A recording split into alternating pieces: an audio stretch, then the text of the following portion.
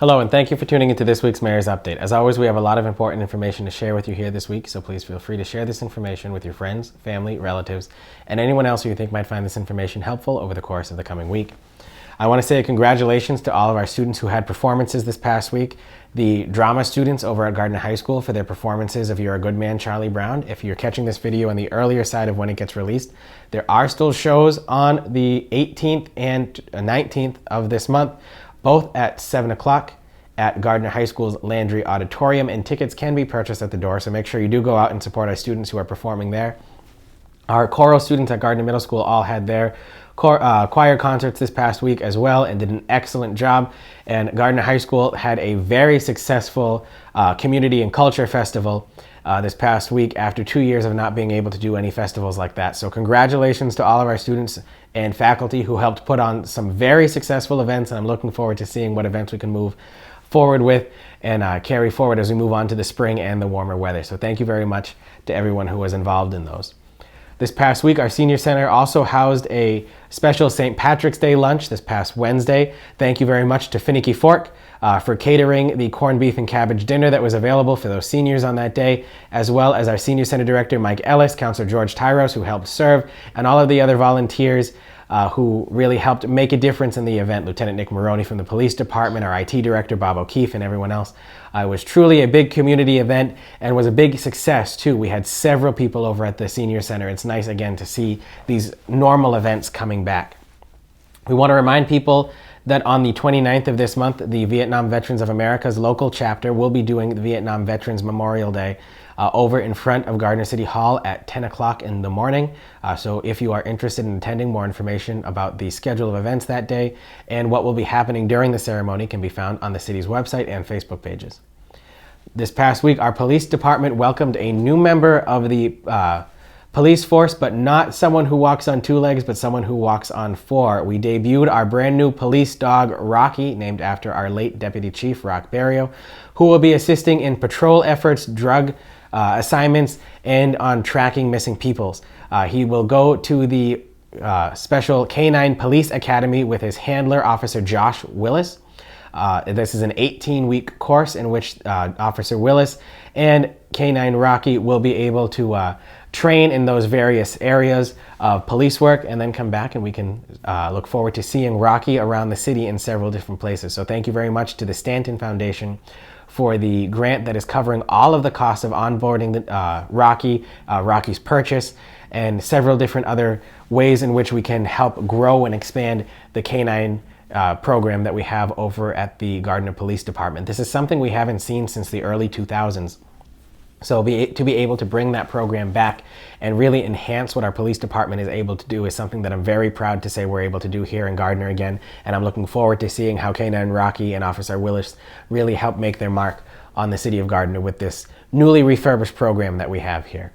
The grant that we got from the Stanton Foundation was close to $35,000, and all of that goes again to the purchase of the dog, the outfitting of the cruiser, so that we can have a canine special cruiser, all of the different equipment needed, the entrance to the Canine Academy. There's several different things that are being covered by that grant. So again, I can't thank the Stanton Foundation enough for their commitment to Gardner. Not only did they pay for Rocky's purchase, but they also paid for the creation of the dog park a couple years ago.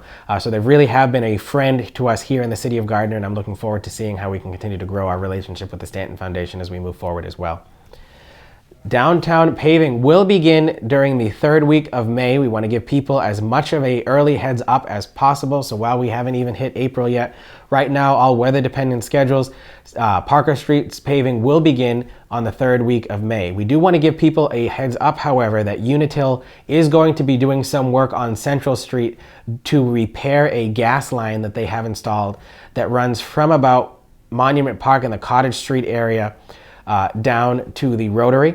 It's unsure right now if once they get in, they'll have to do some further repairs. However, because we did just pave this area, as I have said before, there is a policy in place with the city that if a utility company comes in and has to dig a road that we've paved within the past 5 years, they owe us pavement they owe us payment to replace the pavement from curb to curb in those places that they have to excavate. So I want to let people know I understand how frustrating it is to look at a newly paved road have to be dug up the year after it's paved. It grinds my gears to no end. Same thing with our DPW director, Dane Arnold. So we are making Unitil pay for the full cost of repaving that road from curb to curb rather than just a trench, because that is what we just paid for with the taxpayers and the ratepayers funding last year. And we want to make sure that that standard is what carries forward. Again, we do everything we can to make sure we are financially and fiscally responsible for the funding that we use for all of our city projects. So to have something like this happen, we want to make sure that it's a full and complete repair. So if you see the Unitil trucks out digging in Central Street, this is not city crews. This has nothing to do with the water main project. It's them installing new gas lines for natural gas services in the area.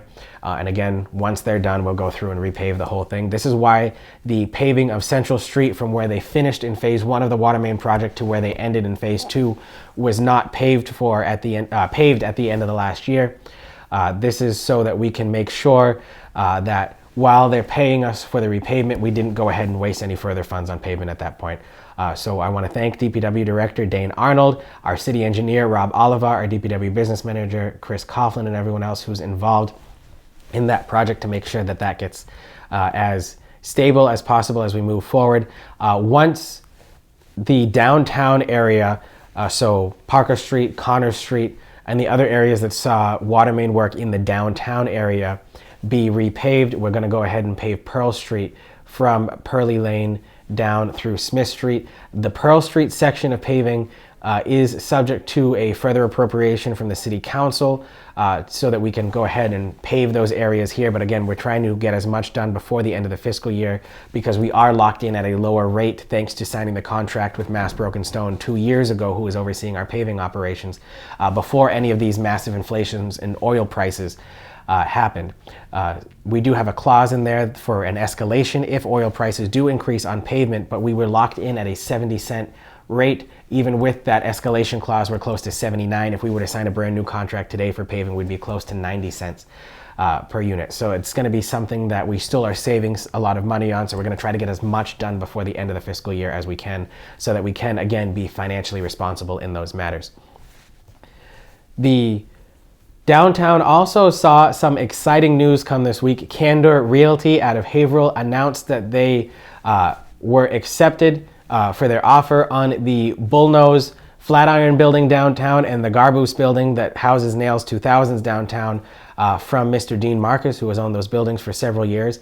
They are still in plans as to how to fully renovate and flip those buildings to have mixed use commercial and residential potentially on some of the higher floors, but keeping all of the commercial options that are available there. While they may not be full now, that doesn't mean that they can't be full in the future. And in fact, they've already started reaching out to several businesses to see if they're interested in opening up here in Gardner. So some very exciting news about some developments that may be coming in the next few years, if not within the next year alone. But I want to thank John Bombacci, who we reached out to probably a couple months ago. Candor Realty already owns 9 different other properties here in the city of Gardner, and they were looking at growing their portfolio. They recently closed on the old Zadroga building immediately next to the Blue Moon Diner, which is where they're looking at housing one of their real estate offices here in the city of Gardner to make sure that if they are buying all of these properties here, they have a presence here to make sure that they know that the community knows that they really are accountable for those buildings and have a stake in improving the area and getting those back to how beautiful, up to date, and just a staple of the community those buildings really are. So I want to thank their team, Todd Wheatley and John Bombacci, for really investing in the city of Gardner and helping us move forward in our economic development efforts. However, that concludes this week's update. As always, if you have any questions on any of the information shared here today, please feel free to contact my office at any time, and I look forward to speaking with you again this week. Thank you very much, and have a good day.